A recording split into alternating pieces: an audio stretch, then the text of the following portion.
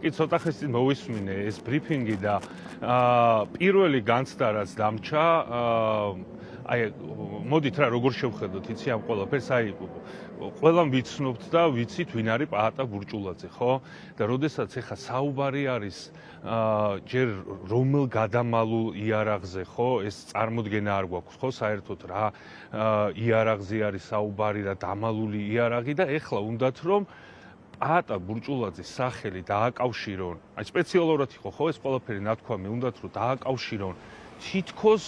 პაატა ბურჭულაძე იყო ამ თემაში გარეული და აი ანუ რა უნდა გაეკეთებინა, აი როგორ წარმოგვიდგენია რომ აი პაატა ბურჭულაძე იყო ამ იარაღის შემოტანაში ჩართული და უნდა გადაენაწილებინა, არ ვიცი, ვინჩესტერები იყო თუ რა ვიცი, სნაიპერები იყო თუ რა იყო, ეს იარაღები, აი როგორ შეიძლება აი ესეთი აბსურდი დაიჯერო და ერთადერთი ის განცდა დამჩა მაგაზე რომ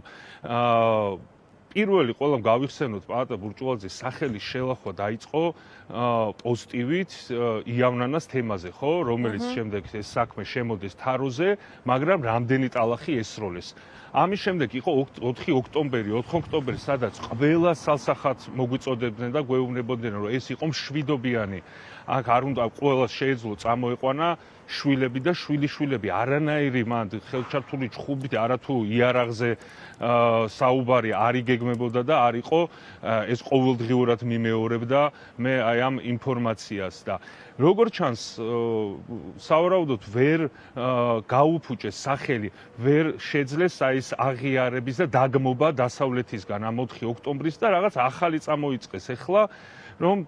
თავის ამომრჩევოს, თავის ბაბს რომ რაღაცნაირად დააჯერონ, რომ თითქოს აი რატო ახსენეს ხო ეს პაატა ამ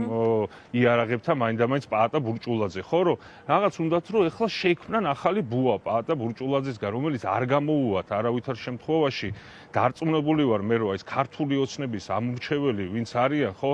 შეიძლება იყოს რაღაცეები რაზეც ჯერათ იმიტომ რომ მართლა ამომრჩევლები არიან უსმენენ და ჯერათ მაგრამ რაღაც ზღვარი ხო არსებობს ყველაფრის რის იქითაც არავინ აღარ დაიჯერებს. აი ჩემი აზრით ეს არის ზუსტად ის შემთხვევა, როდესაც ხასავლებ რაღაც შეიარაღებასთან, დამალულ შეიარაღებასთან და პაატა ბურჭულაძეს რო ახსენებ აი ამ კონტექსტში, ხო? ეს უკვე ჩემი აზრით წითელი ხაზი არის, რასაც არავინ აღარ დაიჯერებს და როგორც აი აქამდე ცდილობდნენ ტალახის სროლას და არ გამოუვიდათ, იგივე შედეგი დადგება ამ შემთხვევაშიც. და ხომ არ ქონიათ კონტაქტი ადვოკატებთან და ხომ არ იცით თავად ბატონი პაატას პოზიცია ამ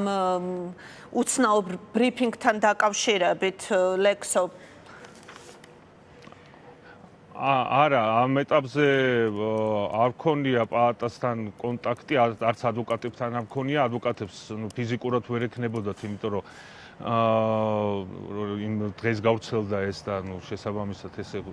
თუ არ შევიდნენ ისე კონტაქტი არ არის არანაირი ანუ პაატას პოზიცია და ადვოკატების პოზიცია ამ ეტაპზე უცნობი არის ჩემთვის